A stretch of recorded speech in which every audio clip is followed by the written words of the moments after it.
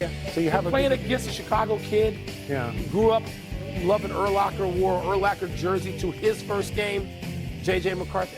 This is his first game. I want to crush him. Do you? Dennis Allen. Really? Yeah. Welcome to PTI, boys and girls. In today's episode, Aaron Rodgers throws 4 touchdown passes.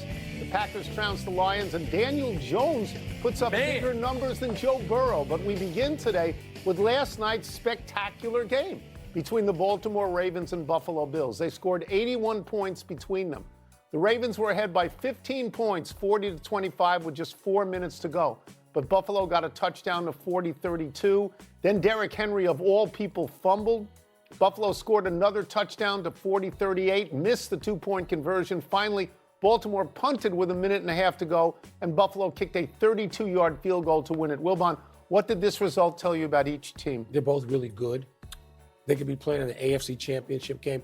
I don't assign much meaning to the result because Baltimore played great for more than 3/4 of the game. I will assign some meaning to the pattern. And there's been a pattern of blowing games late, double-digit leads in the fourth quarter, so you can't ignore that. But if I isolate this, I'm going to isolate it just because we're in week 1. Tony, I think the Baltimore Ravens, man-to-man, a staff, and the culture of the Ravens, I think they're too tough-minded to wilt because of the result of the game. And it's week 1.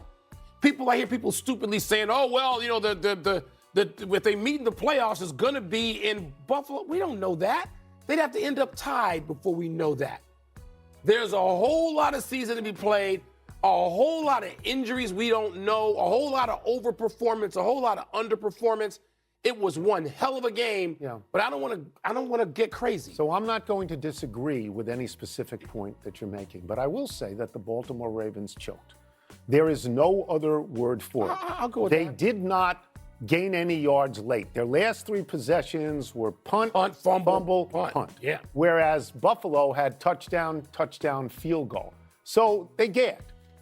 And when you're talking about double-digit leads, and they've done this before. They have. When you're talking about double-digits lead, first of all, I thought that Harbaugh should not have punted the last one. Go for it, but he didn't go for it. He goes for it less than any other coach. But he also knows just from this game. And Tony, I'm with you in that he's got to be, the culture of his team is defense first. Yeah.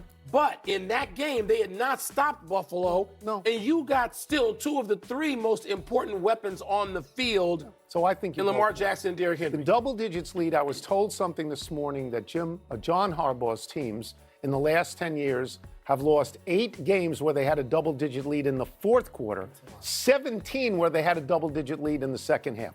I think it's almost meaningless like you do. I think they could very well meet in the AFC Championship. Yeah. But there is a disturbing pattern set here. It's the pattern. Because they've done this before. They've lost in Buffalo before. Look, Derrick Henry, let me get the number, 169 yards and 2 touchdowns. Beast. Lamar Jackson, 279 yards combined, rushing and passing, and 3 touchdowns, and they lost. Yeah. And they did not stop Josh Allen.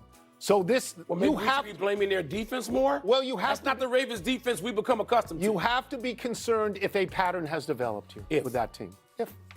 Good team. Great game. Might have. Great game. You could stand to see a replay of that one. Yeah, sure. In January, couldn't you? Whatever round. Sure. We had other results of note earlier in the day. Aaron Rodgers. You hate him. I do. I know. Threw 4 touchdown passes. He was great.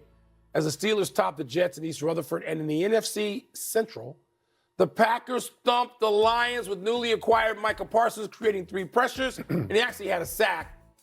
Tony, which was more interesting to you, the Steelers beating the Jets, your team, or the Packers just beating down the Lions? The more consequential game was the Packers beating the Lions. It's a division game. It counts for more than just one game. The Lions were smothered. The Lions got nothing, and you immediately ask yourself, wait, they lost 2 coordinators. Wait, brain drain. How much of an effect will that have on the season? From a personal level, the more fun game for me was watching the Steelers beat the Jets because it was a great back-and-forth game, and people who hate Aaron Rodgers, like you have to eat it today. Because at 41 years old, he threw 4 touchdowns. He had no interceptions. He was able to say after the game, I'm quoting here, I was happy to beat everybody associated with the Jets so he could gloat, and he could gloat in character. I mean, to me, that's a fabulous opening day game because you have Aaron Rodgers playing against his old team for which he did nothing for 2 years. See, that's my issue. You know, and then you have Justin Fields playing against his old team who may have benched him too soon. They may have benched him too soon. Yeah. You know, but in terms of the cosmic quality of this, the other game is much more consequential. Let me go to Rodgers briefly for a second, who was great. Yeah. He was great. Aaron Rodgers takes no accountability for stinking the place out in New York. They no accountability, none. They thought I couldn't play. Guess what, pal? You couldn't. You didn't. He played okay, but he didn't play for them. No, he didn't. And he insulted them on the way out the door, even though he didn't do jack, you know what, for them. Right. And no accountability, none. Well, 1 year he was out for everything but 4 plays. Okay. He was out. Now, the more important game. Yeah, Detroit. Come on, man. Yeah. The Packers look like, to me, you think they're a Super Bowl team? I think they're the best team in the NFC. Yeah. Look, the Eagles are right there. The Eagles are defending champs. The Eagles haven't done anything to sort of take themselves off the marquee. I thought, as you know, because we talked about this a little bit on Friday and Saturday, I thought the Packers had edged ahead of them to be the number one team in the NFC anyway. And then they get Micah Parsons. Yeah. Who didn't even play that much yesterday, who's going to get better. He's impactful. He's going to be more impactful for them than he was for the Cowboys because there's no circus in Green Bay. Right. He didn't have to deal with all that nonsense. He's going to be great for them. You're right about this. And the Jets are not a consequential team. No, they're not. And by the way, if the Steelers, who claim it's the best defense they've ever had, if this is that defense... And they gave up 30-something to the Jets? They are not a consequential team. No. So you're completely right about the team in your division, that being more important. But what about teams? Because Detroit, this brain drain could be serious. I don't know. And they got the Commanders next week. Yeah. Is that in Washington? And then I think they got the Bears. They got real tough games early on. Let's stay with the NFL. Let's move to quarterbacks for $800, please. Daniel Jones, in his first start for Indianapolis, led the Colts to 7 scores on their 7 possessions. The Colts won 33-8 over staggering Miami, and Jones had 3 touchdowns, 1 passing, 2 rushing. Over in Ohio, the Bengals barely escaped the Browns 17-16. Joe Burrow threw 23 times, gaining only 113 yards, yet that Joe Burrow. Wilbon, which was the most surprising performance, Jones or Burrow? All night long last night as I watched all this stuff, and I watched chunks of all these games, and all this morning and this afternoon, I was going to say Daniel Jones. Because Daniel Jones... I think there's a butt coming. He's been just tossed out of a couple of places. Get out. We don't need you. One place. You're not what we thought you were. That's right. Get out. But now I'm thinking, wait a minute. Joe Burrow, who somebody had a great description of him. Was it Booger? Somebody had a great description. Oh, Steve Young said he thinks he stands in front of the mirror doing curls with no shirt on. That was so great. Joe Burrow is a confident young man. Yes, he is. And thinks quite a bit of himself. Yes, he does. And he was getting his butt whooped by Myles Garrett and the Browns yesterday.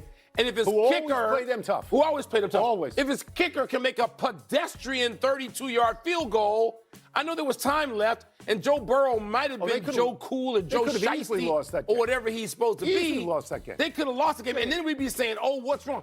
Because everything they did in the preseason, including preseason games, was geared to not get off to a stinky first week start. At least they won. At least they won. At least they won. You can hold, if you're Joe Burrow, you can hold the fact that they won. And by the way, they were lucky to win because if I'm not mistaken, having watched it, Joe Flacco had 2 interceptions that were catches. Yes, they were shouldn't have been counted against him at all. Receptions. I'm going to say it's Daniel Jones for this reason, because of the irony of Daniel Jones.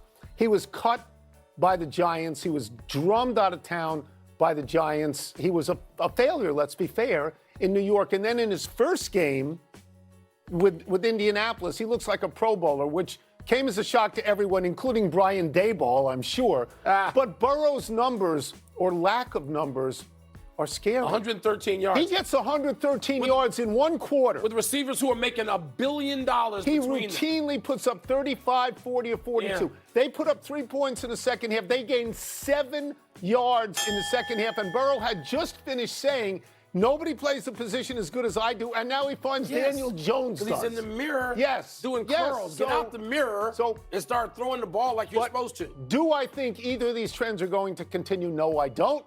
I think Burrow's going to throw 4 against Jacksonville next week, and I think Daniel Jones will come back to earth against Denver.